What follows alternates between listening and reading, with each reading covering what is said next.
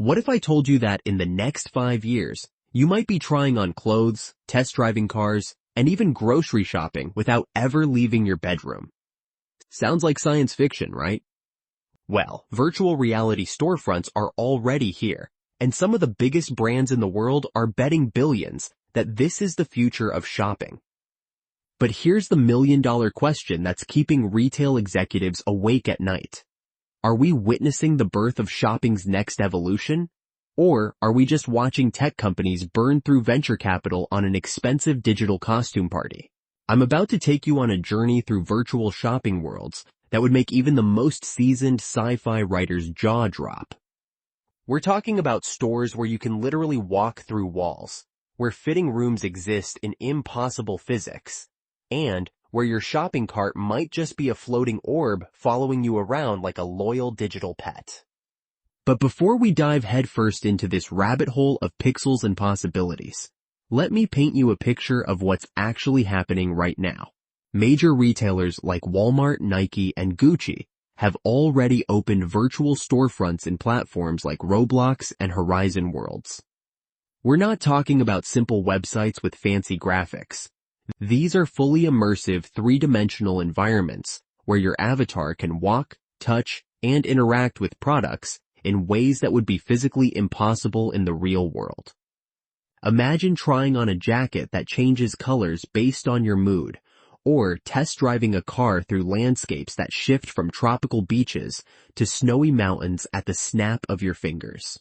The numbers backing this trend are absolutely staggering. Market research suggests that virtual and augmented reality shopping could reach a market value of over $100 billion by the end of this decade. That's not pocket change we're talking about. That's economy-shifting money.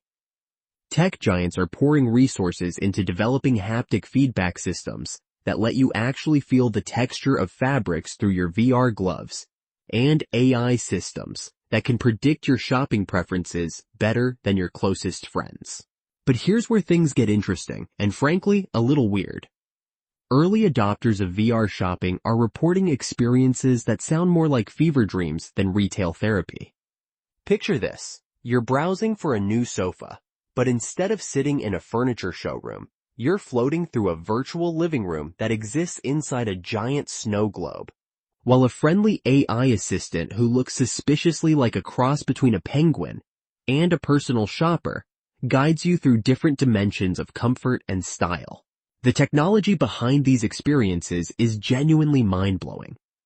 Advanced rendering engines create photorealistic product models that you can examine from every conceivable angle.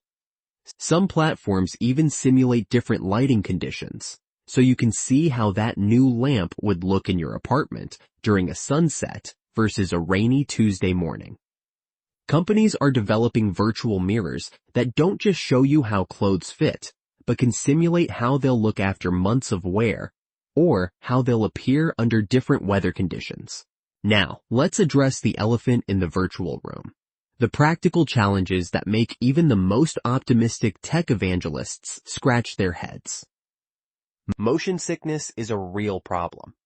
Spending extended periods in VR can leave some users feeling queasy and disoriented, which isn't exactly the relaxed, enjoyable shopping experience most people are looking for. Then there's the accessibility issue.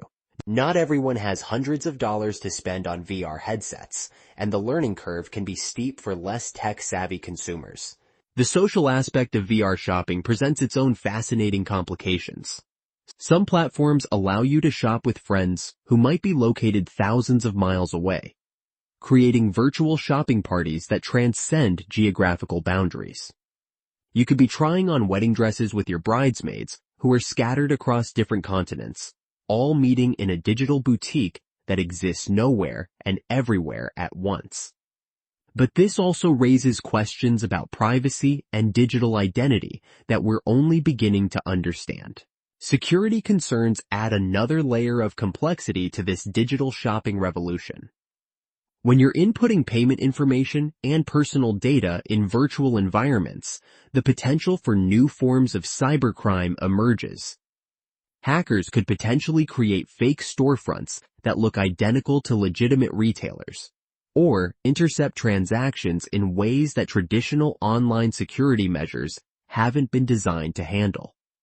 It's like trying to protect a bank vault that exists in a world where the laws of physics are more like gentle suggestions.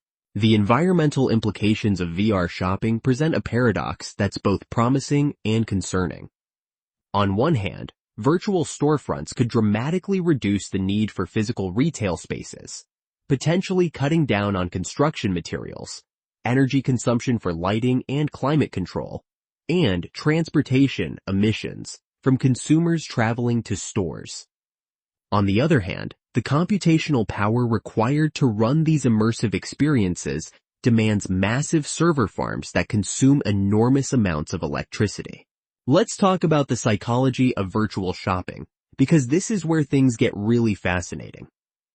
Early studies suggest that consumers actually spend more money in VR environments than they do in traditional online or physical stores.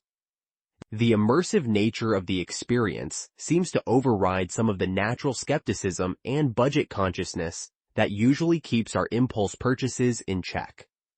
It's as if the digital environment creates a psychological buffer between our real-world financial responsibilities and our shopping desires. The customization possibilities in VR retail are reaching levels that border on the absurd. Some platforms allow you to not only customize products, but completely redesign the shopping environment itself. Want to browse for kitchen appliances while standing in a recreation of your childhood home? No problem. Prefer to shop for workout gear while virtually climbing Mount Everest? The technology can make that happen.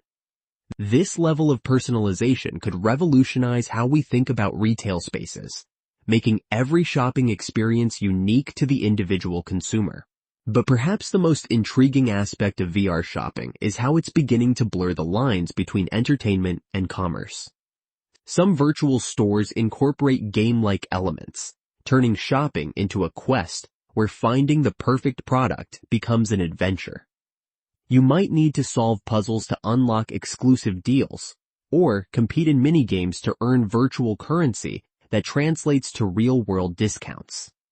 This gamification of retail could fundamentally change how younger generations approach shopping, making it less of a chore and more of an engaging leisure activity. The data collection possibilities in VR environments are simultaneously exciting for businesses and terrifying for privacy advocates. Unlike traditional online shopping, where companies can only track your clicks and purchases, VR platforms can monitor your eye movements, how long you spend looking at specific products, your walking patterns through virtual stores, and even your emotional responses through biometric data. This could lead to hyper-personalized shopping experiences, but it also raises profound questions about consumer privacy and data ownership. As we look toward the future, the question isn't really whether VR shopping will become mainstream. The technology is advancing too rapidly, and the investment is too substantial for it to remain a niche novelty. The real question is whether it will enhance our lives or simply add another layer of digital complexity to tasks that were already perfectly functional in their analog forms. The verdict on VR shopping might ultimately depend on whether these platforms can solve the fundamental human need for tangible sensory experiences that physical shopping provides. Until we can truly smell that new car leather or feel the weight of a quality piece of jewelry through a VR headset, virtual shopping might remain an impressive technological demonstration rather than a revolutionary retail transformation. What's certain is that we're witnessing the early stages of a retail revolution that could reshape how we think about commerce, space, and the very nature of ownership in an increasingly digital world. If you're yet to subscribe to my channel, please subscribe, hit the like button, and comment below. Thank you for watching.